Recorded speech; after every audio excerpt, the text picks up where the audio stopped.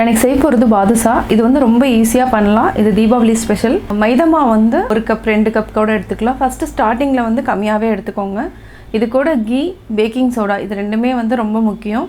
இதை வந்து நல்லா பிசைஞ்சிட்டு ஒரு 20 மினிட்ஸ் ஊற வைக்கணும். அதுக்கப்புறம் ஒரு சைடில் வந்து சுகர் சிரப் வந்து கரெக்டான பதத்தில் காய்ச்சிட்டு அதுக்கப்புறம் டிப் பண்ணி எடுத்து வைக்க போகிறோம்.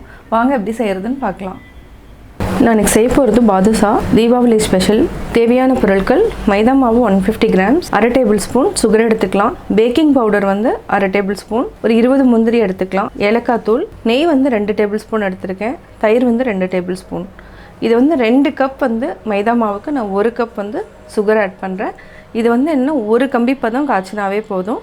இப்போ எப்படி செய்கிறதுன்னு பார்க்கலாம். ஃபஸ்ட்டு நம்ம ஒரு பவுலில் சுகர் போட்டுக்கலாம். இதில் வந்து அதே அளவுக்கு வந்து நம்ம தண்ணி ஆட் பண்ணிக்கலாம். அதாவது மூழ்கிற அளவுக்கு இருந்தாவே போதும். ஃபஸ்ட்டு இந்த பாகு காய்ச்சி நம்ம தனியாக வச்சுடுவோம். இது மூழ்கிற அளவுக்கு கரெக்டாக இருக்கும்.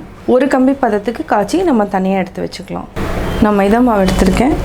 ஃபஸ்ட்டு வந்து பேக்கிங் பவுடர், அதுக்கப்புறம் சுகர். இதை வந்து நல்லா நம்ம பிசைஞ்சுக்கலாம். அடுத்து கீ எடுத்துக்கலாம். கீ வந்து 2 டேபிள் ஸ்பூன் எடுத்திருக்கேன் நான். கீ இல்லைனா பட்டர் கூட நீங்கள் 2ல் எது வேணாலுமே ஆட் பண்ணிக்கலாம். இது வந்து என்னென்னா நல்லா லேயராக வரதுக்கு ஹெல்ப் பண்ணும். நம்ம பிடிச்சா இந்த மாதிரி நிற்கணும். இது நிற்கலை. நம்ம வந்து அடுத்து தயிர் ஆட் பண்ணிக்கலாம். தயிர் போடுறதுனால என்னென்னா நல்லா சாஃப்டாக இருக்கும் பாதுஷா.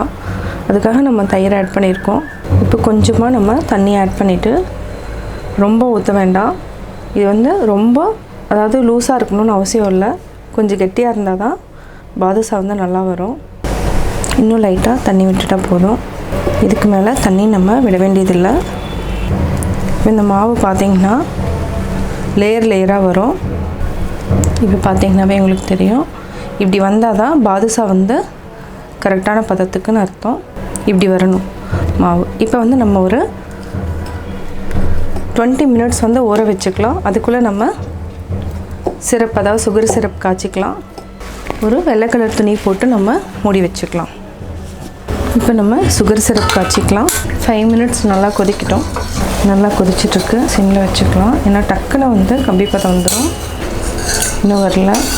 இது கூட நம்ம வந்து ஏலக்காய் தூளையும் ஆட் பண்ணிக்கலாம். இது வந்து நல்லா வாசமாக இருக்கும் பாதுஷா. அதுக்காக இது வந்து ஆப்ஷனல் தான். நீங்கள் தேவைன்னா போட்டுக்கோங்க, இல்லைனா வேண்டாம்.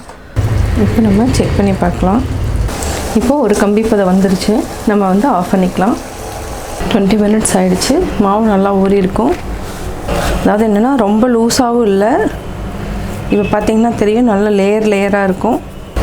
பாதுஷாவும் நல்லா சாஃப்டாக வரும். அதே மாதிரி இந்த லேயராக இருந்துச்சுன்னா தான் பாகு வந்து நல்லா ஊறும். இப்போ வந்து நம்ம சின்ன உருண்டைகளாக போட்டுக்கலாம். எவ்வளோ சைஸ் வந்து உங்களுக்கு வேணுமோ அந்த சைஸ் உருட்டிக்கலாம். நான் வந்து மீடியம் சைஸ் தான் போடுறேன். ரொம்ப சின்னதும் இல்லை, ரொம்ப பெருசும் இல்லை. லைட்டாக எண்ணெய் இருந்துச்சுன்னா எண்ணெய் தொட்டுக்கோங்க. இந்த மாதிரி பிடிச்சிட்டு நடுவில் ஹோல், இந்த பக்கம் ஹோல். இதே மாதிரி நம்ம ரிப்பீட்டடாக செஞ்சுட்டு இருந்தாலும் என்ன ஆகும்னா அந்த லேயர் வந்து நிறையா ஃபார்ம் ஆகும். ஃபஸ்ட்டு வந்து நம்ம நல்லா ஒரு ரவுண்ட் ஷேப்புக்கு எல்லாத்தையுமே நம்ம பிடிச்சிக்கலாம். இந்த மாதிரி உருண்டைகளாக நம்ம பிடிச்சிக்கலாம்.